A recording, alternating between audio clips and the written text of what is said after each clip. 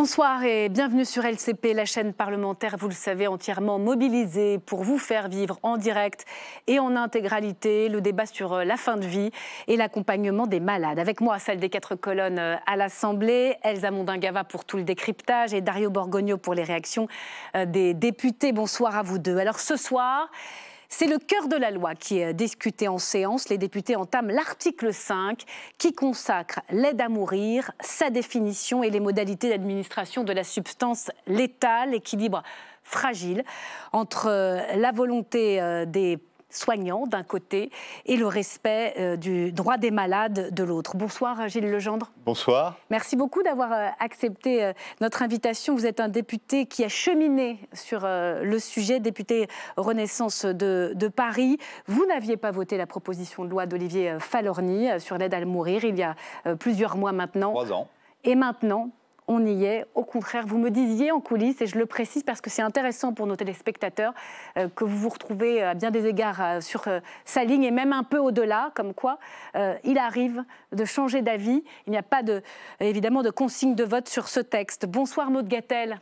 Pardon, Maud Gattel, pardonnez-moi, je regarde Madame Fournier. Bienvenue. Vous êtes députée MoDem de Paris. Vous aussi, vous avez changé d'avis. Mais à l'inverse de votre collègue Gilles Legendre, vous avez plutôt des doutes. Vous êtes sceptique sur cette aide à mourir. Vous allez nous dire pourquoi tout à l'heure. Bonsoir Véronique Fournier. Bonsoir. Et bienvenue. Vous êtes cardiologue, fondatrice du Centre éthique clinique de l'AP-HP et du Conseil national autoproclamé de la vieillesse. Cette vieille dame et la mort chez Michalon, c'est votre dernier livre. Et si le faire mourir pouvait être un acte ultime de soin. Ce sous-titre est important, vous nous l'expliquerez. Enfin, une vision que vous ne partagez pas du tout. Bruno Della Porta, bonsoir. Merci d'être là. Vous êtes médecin, néphrologue, spécialisé en éthique et en philosophie appliquée à la santé. On va commencer par un témoignage, vous allez le voir, il est très fort. Jean-Michel souffrait d'un cancer du poumon en phase terminale avec plusieurs métastases. Sa famille a décidé de l'accompagner en Belgique.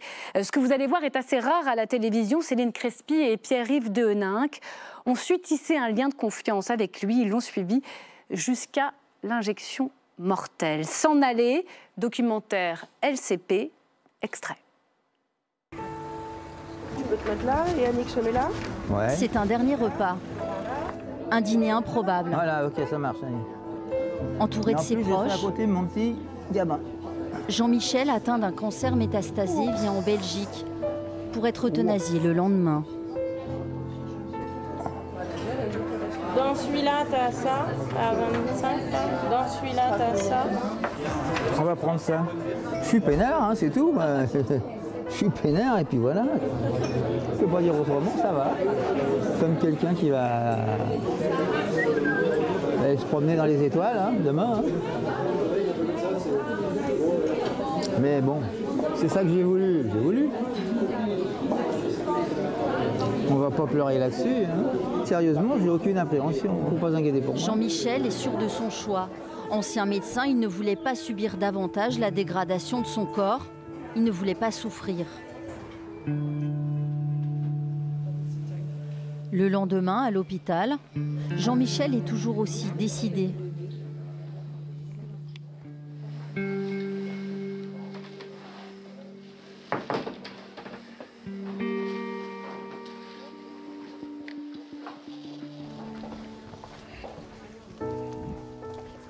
Jean-Michel va mourir d'une injection d'un barbiturique puissant.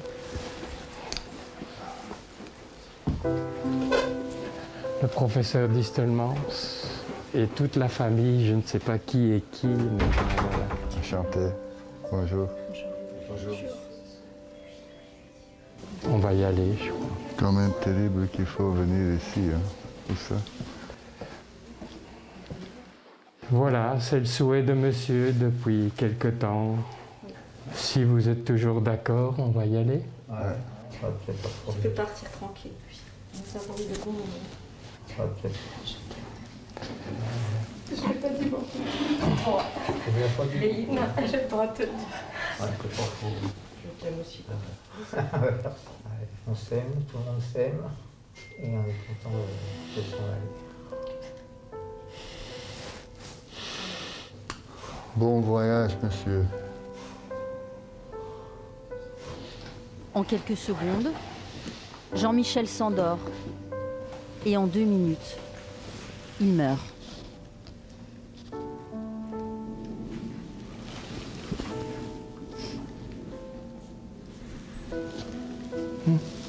Ok.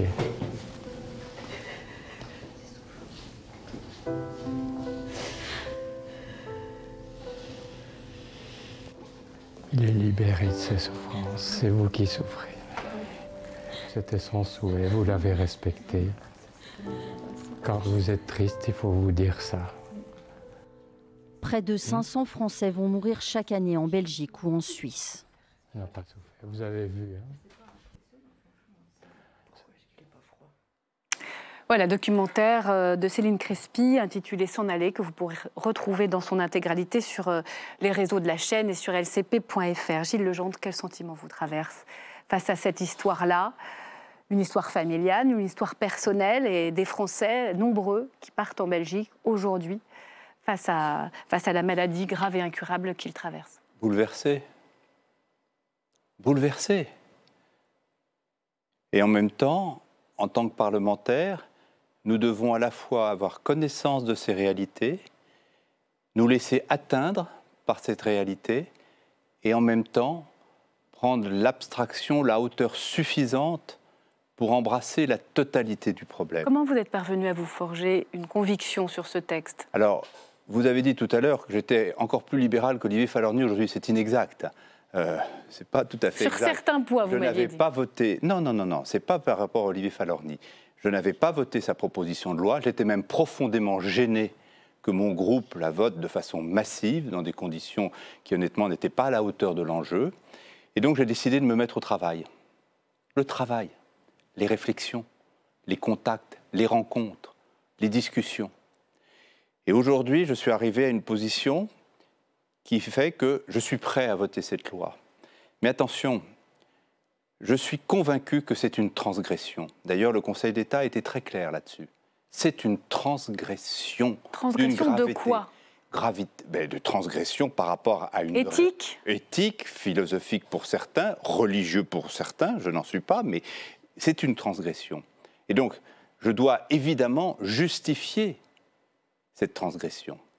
Et il me semble qu'il y a aujourd'hui des situations humainement inacceptables qui ne sont pas couvertes par la loi et qui peuvent justifier cette transgression. C'est celle de Jean-Michel, le cancer en phase terminale, les maladies neurodégénératives. Nous rentrerons dans les critères que nous avons envie d'appliquer, la façon dont nous voulons encadrer cette loi. Mais en effet, je pense que cette transgression, aussi choquante soit-elle, et elle l'est. Et par exemple, je m'inscris en faux contre certains militants toujours de la cause qui nous expliquent que c'est un droit, donc c'est formidable. Non, il y a des droits qui ne sont pas forcément formidables. Donc le mot de droit ou de liberté, vous ne le reprenez pas à votre compte? C'est un souci d'humanité qui me guide et qui fait que je suis capable de surmonter cette transgression. Maud Gattel, comment vous réagissez déjà comme femme de la société civile, comme élue aussi? Écoutez, je crois on a tous beaucoup d'empathie et ces situations nous révoltent. Et je suis absolument consciente que chaque année, il y a des centaines de personnes dont les douleurs sont absolument intolérables. Et donc forcément, nous sommes extrêmement émus en voyant cette situation. Après, et je rejoins beaucoup de ce que Gilles Legendre a dit, et je crois fondamentalement que ce qui nous conduit à avoir ces réflexions, c'est justement l'humanisme. Et la réponse qu'on entend donner à l'humanisme. Est-ce que l'humanisme, c'est effectivement soulager ces douleurs absolument intolérables qui font appel chez nous au sentiment d'humanité, ou l'humanité de notre société? Et moi, j'ai une immense prévention et j'ai une grande terreur, c'est l'impact sur la société. Parce que pour moi... Vous dites que la société enverrait un signal aux plus précaires et aux plus vulnérables qui seraient quoi? Davantage tentés de recourir à cette aide à mourir avec le texte? Je pense que sur ce qu'on nous demande en tant que parlementaires, ça n'est pas une réponse individuelle. C'est de tenir compte de ce que seront les impacts effectivement pour la société. Quel message on envoie aux plus vulnérables? Quel message on envoie à celles et ceux qui sont seuls, à celles et ceux qui souffrent, à celles et ceux qui présentent une difficulté de vie? Moi, c'est vrai que j'aime le message. Mais c'est une crainte, mais là, aujourd'hui, ce sont ceux qui ont les moyens qui vont en Belgique, pas ceux qui ne peuvent pas. Vous avez absolument raison, et c'est aussi l'une des raisons qui font que certains de mes collègues, pour cette raison, celle que vous évoquez, disent on doit apporter une réponse justement aux plus fragiles qui n'ont pas aujourd'hui les moyens d'aller en Belgique. Et ce qui nous unit, en tout cas ce qui unit une grande partie de l'hémicycle, c'est que nous avons les mêmes questions et on n'a pas forcément les mêmes réponses. Et c'est aussi, je crois, la raison pour laquelle nos débats sont si respectueux. C'est qu'en fait, je crois qu'il faut être très humble sur cette question. Je ne prétends pas avoir les réponses absolues et universelles. Je ne prétends pas avoir raison. Je pense qu'il y a des situations éminemment difficiles et qu'à un moment, en tant que législateur, la question, en tout cas, telle que moi je l'ai résumée, c'est quel sera l'impact pour la société et notamment les plus vulnérables. Alors, il y a le législateur qui regarde et la société et la demande des malades et qui essaye de faire une loi générale et impersonnelle. Et puis, il y a les praticiens sur le terrain. Véronique Fournier, ça fait des années que vous travaillez avec des malades en fin de vie. Est-ce qu'il y a quelque chose que vous avez compris de leur demande? Est-ce qu'on peut utiliser ce mot de demande de mort qui est adressé aux soignants?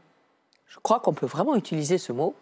Moi, c'est celui que j'entends et c'est celui que je rencontre quand je suis au chevet de ces personnes qui demandent.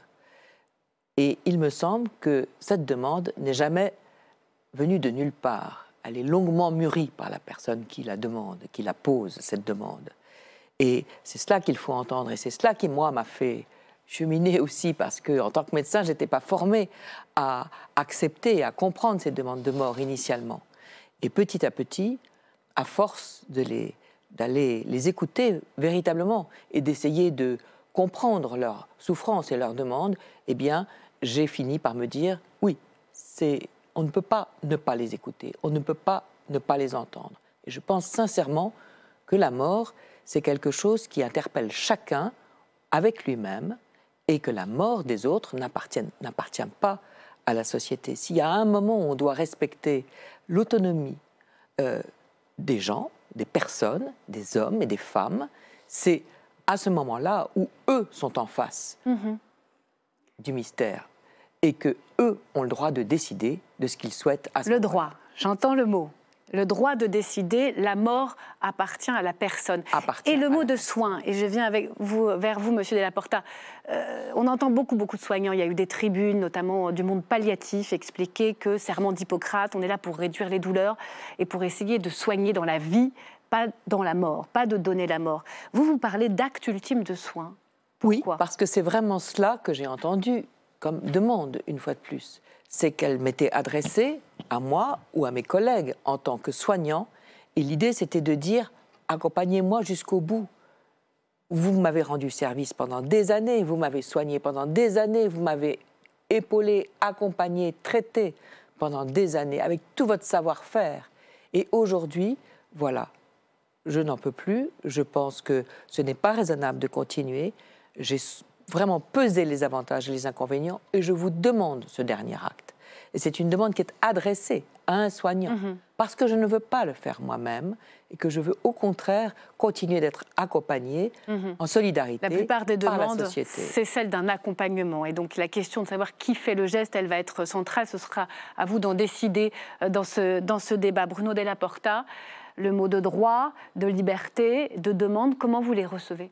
En fait, si ce soir on parle de l'aide à mourir, puisque c'est l'article 5, je pense que le mot aide à mourir est un brouillard qui crée un grand enfumage, en fait, pour être très clair. C'est vrai que ni le mot d'euthanasie, ni l'expression de suicide assisté n'est dans le texte. Voilà, donc là, je vais être précis et clarifier les choses. En fait, il y a de grands amalgames dans la presse, dans les médias, chez tout le monde. En fait, il y a 5 situations qui relient le médecin et la mort, ou l'acte médical et la mort. Il y a premièrement l'abstention. Vous ne transférez pas en réanimation une personne de 80 ans qui a des comorbidités, un infarctus mésenterique au risque de la mort. Deuxièmement, vous avez il y a déjà des situations dans la pratique, c'est ça? Il faudrait que vous me laissiez aller jusqu'au bout. Je vous en prie, j'essaye de comprendre. Oui, donc il y a 5 situations qui relient le médecin et la mort. Il y a premièrement l'abstention. Deuxièmement, vous avez l'antalgie.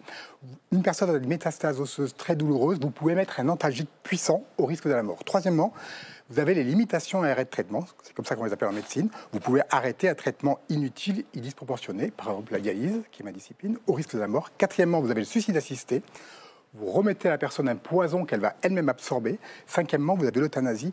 Le médecin, dans ce cas-là, provoque délibérément la mort. Ce qu'il faut voir, vous nous dites que les trois premières sont légales et pas les deux dernières. Les 3 premières sont très différentes des 2 dernières. Les 3 premières, en fait, abstention, antalgie, arrêt de traitement, la personne meurt du fait de la maladie. Elle meurt du fait des choses. Et l'intégrité morale du soignant n'est pas attaquée. 4 et 5, c'est exceptionnel. C'est exceptionnel, contrairement à ce qu'on fait croire. C'est dans mon service. Ça existe déjà dans la réalité. Non, ce que je veux dire, c'est que des vraies demandes de mort résistantes qui ne cèdent pas dans mon service, alors qu'il y a beaucoup de personnes épuisées, malades, très souffrantes, c'est environ 0,5% des cas lorsqu'on soigne bien la douleur. Donc en fait, il y a une rupture totale. Et en fait, ce qu'on réalise... Une rupture de quel ordre? Anthropologique, c'est ce que vous voulez dire? Il y a une rupture morale.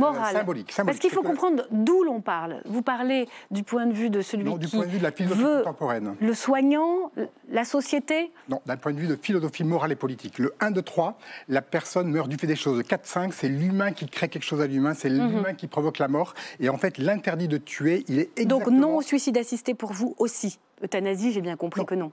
Mais vous n'y êtes pas favorable, puisque... Ce que je dis, c'est que l'aide à mourir est un terme qui nous enfume, parce que les Français sont tous pour l'aide à mourir. Or, il ne s'agit pas d'une aide à mourir, il s'agit de provoquer délibérément la mort en quelques secondes, quand on l'a vu. Et en fait, les personnes ne comprennent... Les Français réclament... Très bien, j'ai bien compris. Allez-y, je vous laisse terminer, pardonnez-moi. Les Français réclament une antalgie, le soulagement de la souffrance. Or, ça existe déjà depuis 19 ans. Ils réclament... Donc on ne touche à rien pour vous. La loi Claes-Leonetti, qui est peu appliquée, suffit. La sédation profonde et continue, vous y êtes favorable? Elle correspond à 99% des situations et on fait un focus, on focalise sur l'exception. Or, légaliser la transgression, c'est un vrai problème de philosophie du droit. Est-ce qu'on légalise l'exception? C'est un vrai problème. D'accord, bien compris. Un mot sur les termes et puis on va aller voir Elsa Mondingava. Un mot sur quand même l'aide à mourir. Ça, c'est vrai que c'est un parti pris fort. Pourquoi? Vous euphémisez, vous voulez amoindrir la violence des deux expressions, suicide assisté et euthanasie. Tout est dit dans ces termes. Et c'est finalement beaucoup plus clair que les autres. Il s'agit bien de donner la mort, c'est assumer et d'apporter une aide à mourir. Je voudrais juste glisser un mot pour manifester un très profond accord avec Maud Gattel sur le fait qu'une loi comme celle-ci ne peut pas laisser la société indemne. Là-dessus, nous sommes dans un accord profond. Par ailleurs, je considère que la situation actuelle pose un vrai problème à la société. C'est-à-dire que la société n'est pas digne dans la situation qu'elle laisse perdurer, où un certain nombre de personnes, de patients, ont des fins de vie épouvantables. Donc pour vous, c'est bien une question sociale. Et nous allons nous retrouver, de maintenir la dignité jusqu'au bout. Je ne préjuge pas de ce que dira Maud, mais nous allons nous retrouver sur le fait que depuis une semaine, nous discutons de l'amélioration des soins palliatifs dans notre pays. Et nous avons même créé, par la loi, un nouveau concept qui est le soin d'accompagnement, qui permet de prendre la personne très tôt lorsque le diagnostic est posé. Et si nous avons modifié le titre 1, parfois contre l'avis du gouvernement, sur les soins palliatifs, c'est pour renforcer l'obligation que va avoir le gouvernement et même les gouvernements successifs d'agir dans cette voie. De renforcer ces soins pour qu'ils soient garantis à tous. Et plus on développera les soins palliatifs et les soins d'accompagnement, moins le besoin d'aide à mourir se fera sentir. Donc il y a une vraie cohérence. Vous êtes d'accord avec ça, Véronique Fournier? On entend énormément cet argument. Si on avait accès à tous les soins palliatifs partout sur le territoire, quelle que soit sa condition, plus de demande de mort. Je ne suis pas tout à fait d'accord avec ça, comme vous pouvez imaginer. Pour moi, l'aide à mourir est un bon terme aussi, parce que justement, il englobe les soins palliatifs et, in fine, éventuellement, un acte plus actif pour provoquer la mort. Et je pense qu'il y a des gens qui veulent ça, même au bout des soins palliatifs, et même quand ils ont été pris en charge par les soins palliatifs. C'est ce que nous montre l'exemple de nos voisins belges, ou au Canada, c'est pareil. Et pour moi, tout cela, c'est de l'aide à mourir et de l'accompagnement. Et oui, on a adopté une philosophie d'accompagnement des mourants depuis 20 ans, chez nous, depuis 1999 et la loi sur les soins palliatifs. Il me semble que cette dernière étape vient la compléter. Mais elle a été mise en œuvre imparfaitement, vous êtes d'accord? De façon très insuffisante. Je ne sais pas ça, parce que, pardon, mais j'ai dirigé pendant 4 ans le Centre national des soins palliatifs et de la fin de vie, comme vous savez, et je pense que probablement on utilise les mauvais termes. C'est-à-dire que ce n'est pas parce que vous avez une unité de soins palliatifs que tous les patients vont aller dans cette unité de soins palliatifs. Et je pense que c'est une culture palliative de tous les soignants qu'il faut inculquer dans Alors ce on pays. a consacré beaucoup de temps déjà à ce titre-là et à la médecine palliative. On va entrer dans le détail à présent du texte. Je rappelle que le texte, il pose des critères très stricts pour bénéficier d'une aide à mourir. On va les revoir. Il faut être majeur, français, résider en France, être atteint d'une maladie grave et incurable avec des souffrances physiques et psychiques réfractaires au traitement et un pronostic vital engagé. Toute la question est dans cet dernier critère. Elsa Mondingava, il y a une réécriture qui inquiète beaucoup de députés en séance, en commission, pardonnez-moi, sur cette question du pronostic vital. Par le gouvernement, un des 5 critères, c'était d'être atteint d'une affection grave et incurable, engendrant son pronostic vital à court ou moyen terme. En commission, ce critère a été réécrit et est devenu être atteint d'une affection grave et incurable en phase avancée ou terminale. Pour certains, cette deuxième rédaction est trop libre, elle ouvre trop la voie à l'aide à mourir, alors que pour d'autres, eh bien, elle permet de préciser les choses, puisque le terme moyen terme a été, on l'a vu lors des auditions de cette commission spéciale, très difficile, voire impossible à définir. Et les amendements adoptés en commission, d'autres amendements, sont-ils de nature à déséquilibrer le texte? On l'entend beaucoup sur certains bancs. Certains estiment que des verrous auraient sauté. Oui, exactement. Un amendement qui permet de dire qu'on souhaite l'aide à mourir dans ces directives anticipées. Vous savez, ce sont les documents qu'on rédige pour anticiper la fin de sa vie dans le cas où on n'aurait plus la volonté nécessaire pour manifester ses choix. Ça va donc à l'encontre d'un des critères énoncés par le gouvernement, celui d'avoir un discernement libre et entier jusqu'à les dernières minutes de la procédure. Et puis, il y a un autre amendement qui a fait également beaucoup débat. Vous le savez, dans le projet de loi initial du gouvernement, c'est le patient lui-même qui s'administre la substance létale, à part s'il est dans l'incapacité physique de le faire. Eh bien, en commission, les députés ont voté pour que le patient ait le choix donc de choisir s'il s'administre lui-même la substance ou s'il demande à un médecin, un infirmier ou alors à un tiers, à un volontaire de confiance. Merci beaucoup, Elsa Mondingava.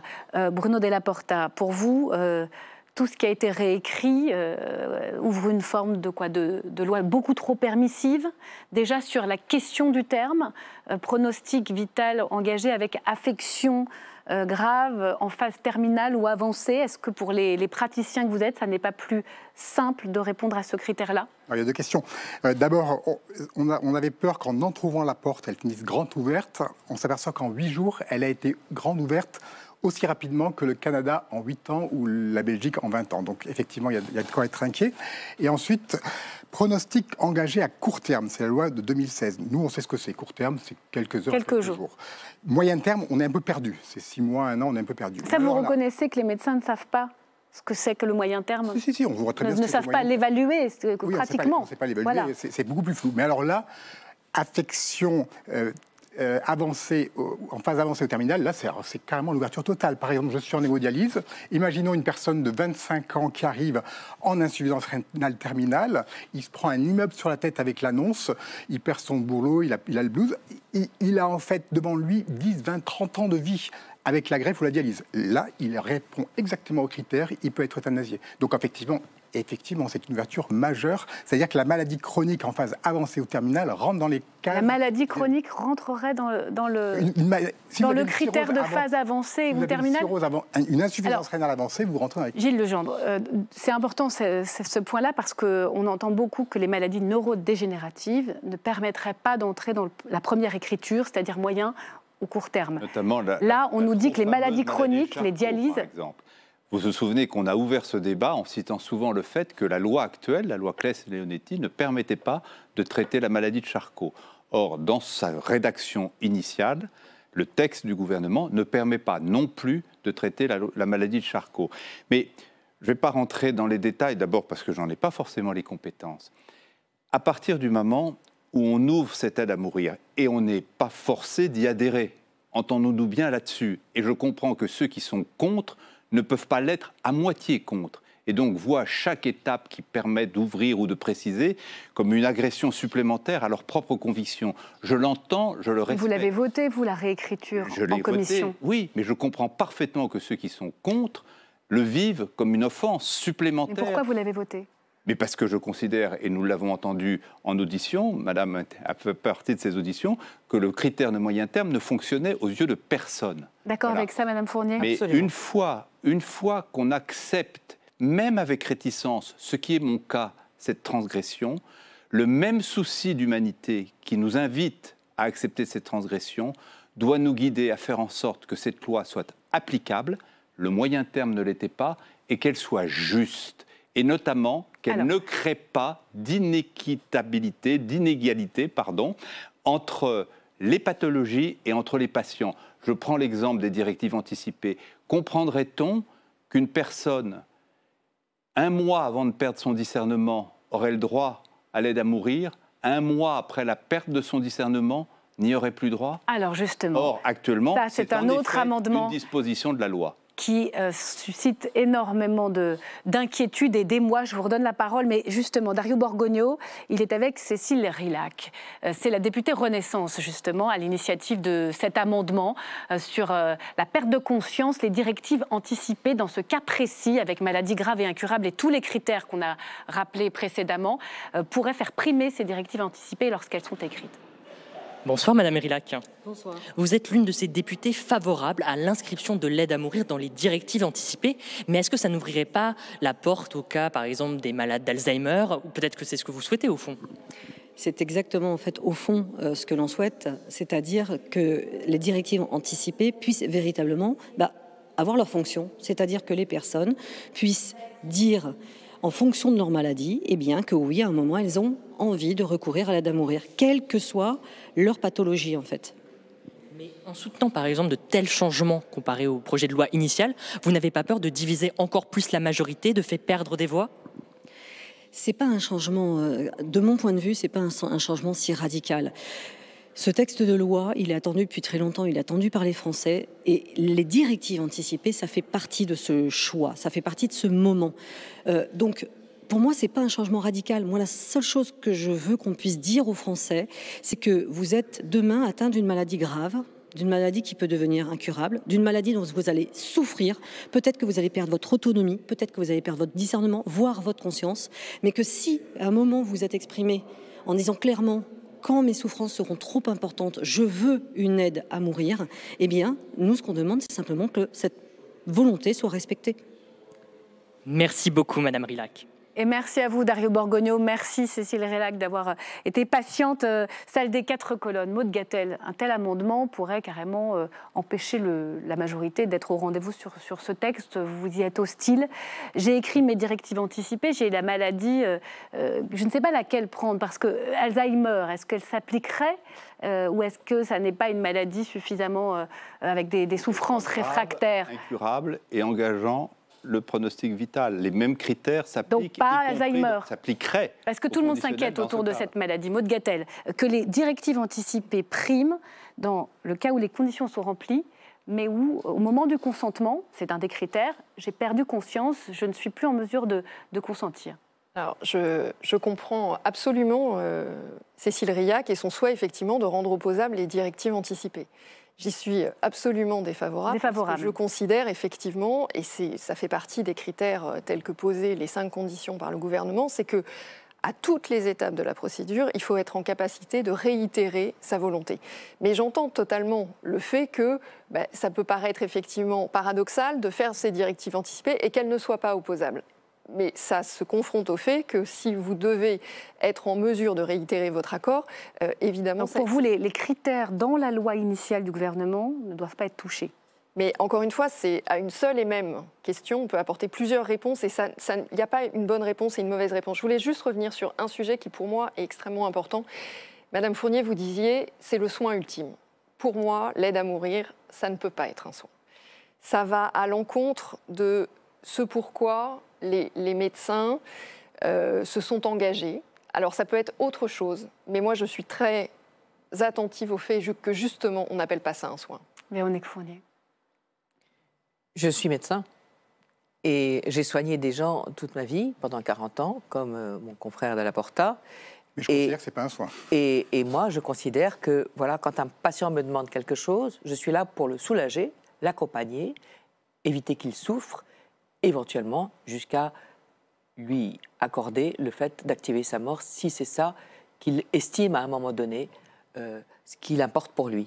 Je vais vous laisser le mot de la fin. La séance vient de commencer, donc d'un mot. Oui, les directives anticipées, en fait, il y a une grande transformation de l'esprit humain au fur et à mesure. Ce qu'on demande initialement change énormément. Vous avez eu la cophi-euthanasie en 2022. En réalité, c'était une personne qui disait « le jour où je passe en EHPAD, je veux être euthanasiée ». Quand elle est arrivée en EHPAD, elle était heureuse, elle perdait un peu la tête, les feuilles, etc. Finalement, ils ont pris les directives anticipées, ils ont essayé de l'attacher, ils ont mis un sédatif dans le café et ils ont réussi à l'euthanasier. Et en fait, les personnes étaient scandalisées parce qu'en fait, c'est impossible d'anticiper ce qu'on veut en situation terminale. On va s'éloigner des situations apocalyptiques pour essayer de retrouver la sérénité dans l'hémicycle, puisque pour l'instant, le rendez-vous y est. Hein. Il n'y a pas d'invective, tout se passe de façon extrêmement calme. Je vous remercie pour ce débat très clivé. Mais voilà, vous avez pu échanger. On va partir dans l'hémicycle. C'est Yael Braun-Pivet qui préside ce soir. Article 5, définition de l'aide à mourir.